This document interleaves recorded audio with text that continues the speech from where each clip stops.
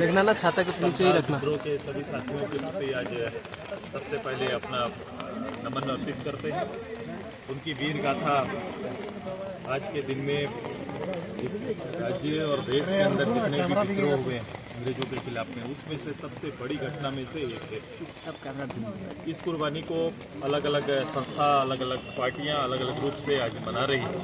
हम भी सिद्धू कानू के इस पार्क पे आकर उनको नमन कर रहे हैं। मैं हमेशा झारखंड और झारखंड वासियों के लिए और देश के अंदर जो जनजातीय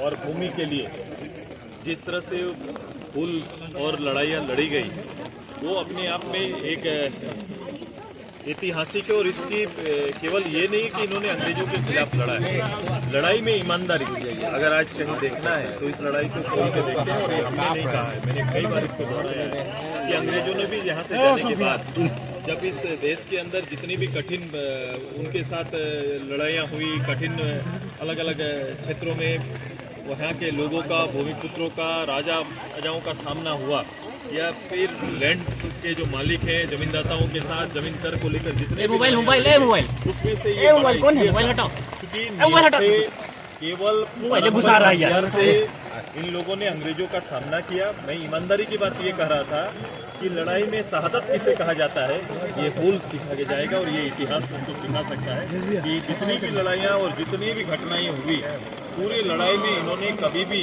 पीठ पर गोली नहीं खाया, छाती पर गोली खाया था, जो अपने में आज के दिन में भी एक पूरा स्मरणीय और इसलिए मैं ऐतिहासिक घटना कहता हूँ। और ऐसा ईमानदारी पूर्वक लड़ा जाने वाला ये सबसे बड़ा विद्रोह था। नहीं तो तनावपूर्ण स्थिति बनी हुई है वहाँ पे।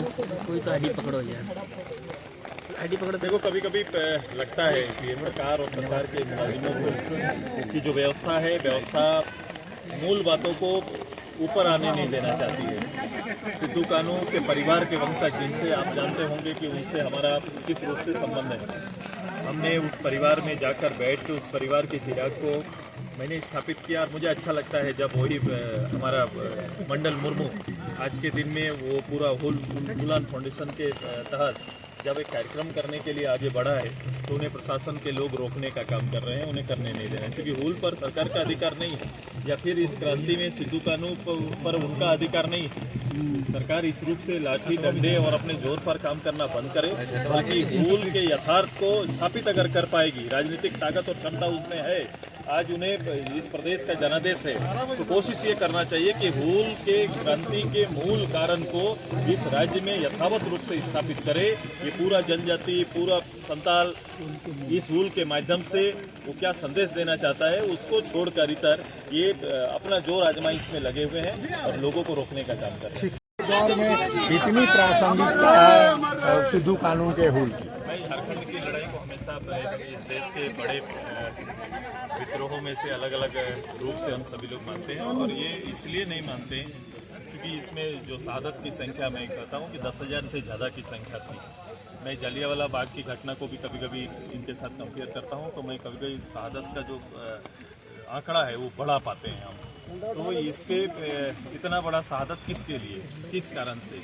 अपने भूल, साम्राज्य और कर के विरोध में अंग्रेजों के खिलाफ में लड़ा जाने वाला ये विद्रोह मूलतः आज इस विद्रोह के यथार्थ को सरकार को समझना पड़ेगा।